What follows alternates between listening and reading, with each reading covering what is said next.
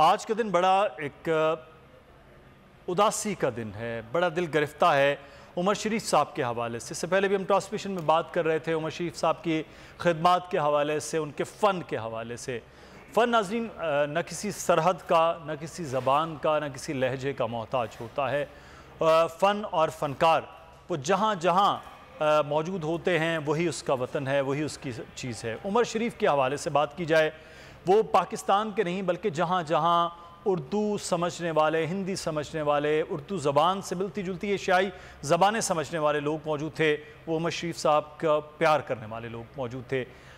पाकिस्तान की जब भी बात होती है, यहाँ पर थिएटर को एक नई जहत, एक नया रंग और स्टैंड अप कॉमेडी को एक नया रंग देने वाले उमर शरीफ आज हम में मौजूद नहीं हैं। उनकी नमाज जनाजा हो चुकी है कुछ देर पहले, और अब अब्दुल्ला शाह गाजी के अहाते में जहाँ उनकी ख्वाहिश थी कि उन्हें दफन किया जाए, वहाँ पर उनकी तदफीन का अमल इस वक्त जारी है। हम कोशिश करेंगे, क्योंकि कोशिश का लफ्ज़ मैंने इसलिए इस्तेमाल किया है, इतने बड़े स्टार को आप वही खराज अकीदत जब पेश करते हैं तो ऐसा लगता है कि आप सूरज को चिराग दिखा रहे हैं, तो इसलिए मैं कोशिश का लफ्ज़ कर रहा हूँ इस्तेमाल। हमारे साथ आज मौजूद होंगे हमारे मेहमान भी, न सिर्फ पाकिस्तान के वो लोग जो इन्होंने उमर शरीफ के साथ काम किया, बल्कि हमसाया मुल्क भारत से भी जो लोग उमर शरीफ साहब को प्यार करने वाले और उनके फ़न की कदर करने वाले लोग हैं।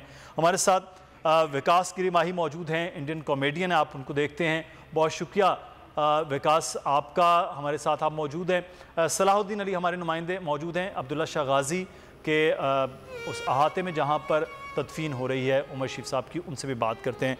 विकास साहब, पाकिस्तान में न सिर्फ बल्कि इंडिया में भी हम देख रहे हैं, हम ट्विटर पर देख रहे थे, सोशल मीडिया पर देख रहे थे, हम बाहर जहाँ जहाँ हिंदी उर्दू समझने वाले लोग हैं वो उमर शरीफ साहब के इंतकाल पर बड़े मलाल हैं, उनको दुख है।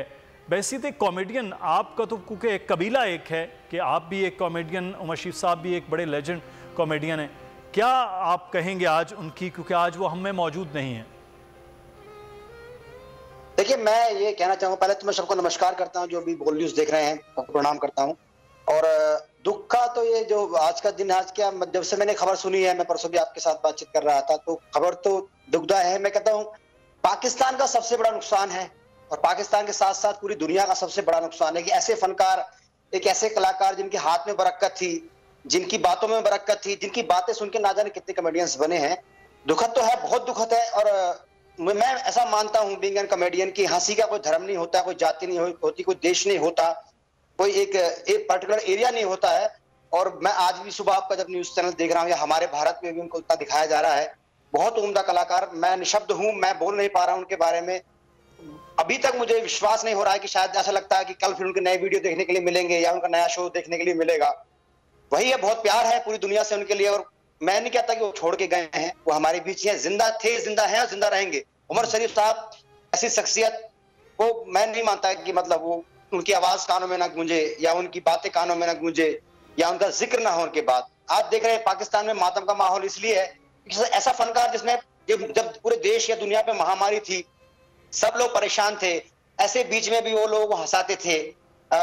उनके शोज, उनके वीडियोस, जो पुराने वीडियोस हैं नेट पे, इंटरनेट पे, उनके हाथ में बरकत थी। और अल्लाह ताला परमपिता परमेश्वर जहां कहीं भी हो बहुत खुश हो, उनको जन्नत तो उनके नसीब की है ही, वो तो उन्होंने बहुत पहले कर दिया। कहते हैं कि हंसाने वाले ने अगर एक हंसा दिया किसी को, तो उसको परमपिता परमेश्वर अल्लाह ताला अपने चरणों में वैसी जगह देता है। जी बिल्कुल। अच्छा विकास, एक चीज़ में बैसियत कॉमेडियन आप इसको ज़्यादा बेहतर तौर पर, हम तो आप लोगों को देखने वाले, सुनने वाले हैं और हंसने वाले लोग हैं, आप इसको ज़्यादा बेहतर बताएंगे। एक उमर शरीफ के यहाँ बड़ी गुफ्तगू होती कि उमर शरीफ का एक दौर है, एक ज़माना है और एक जॉनरा के ऊपर काम किया उमर शरीफ साहब के बाद आने वालों ने।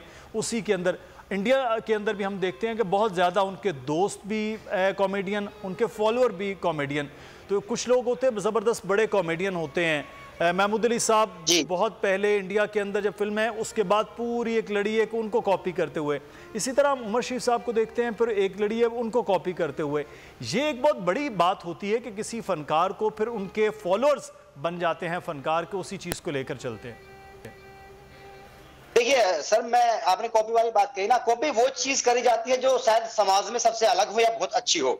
और ये तो माशाल्लाह इतने ऐसी इनके पास में जो बातें, इनकी चीजें और इनकी जो कला फन है, वो कॉपी करने वाले नहीं, मैं कहता हूँ कॉपी तो बहुत छोटा वर्ड आप यूज इस्तेमाल कर रहे हैं। मैं कह रहा हूँ इनसे कितने लोग इंस्पायर होते हैं, that's the great particular inspiration है ये। और पाकिस्तान, मैं कहता हूं कि उमर, आप अगर ये मानते हैं कि उमर शरीफ साहब केवल पाकिस्तान के हैं, नहीं, उमर शरीफ साहब पाकिस्तान के थे ही नहीं, वो पूरी दुनिया के थे। मेरा ऐसा मानना है, being an Indian, being an comedian ना, क्योंकि उन्होंने जो सिखाया वो मुल्क के बाहर है, मुल्क की बात ही नहीं है वहां पे। बिल्कुल। और वो आपके पाकिस्तान की मिट्टी इतनी, मैं कहता हूँ अल्लाह ताला जो जिस मिट्टी में आज वो उनकी आज अंतिम जो चीजें हो रही हैं, वो बड़े खुशनसीब है आप लोग, पाकिस्तान में उमर शरीफ जैसे लोग पैदा हुए जिन्होंने दुनिया में पाकिस्तान का नाम फक्र से सीना चौड़ा करके रोशन किया है। सब्सक्राइब करें और बेल दबाएं ताकि कोई खबर रह न जाए।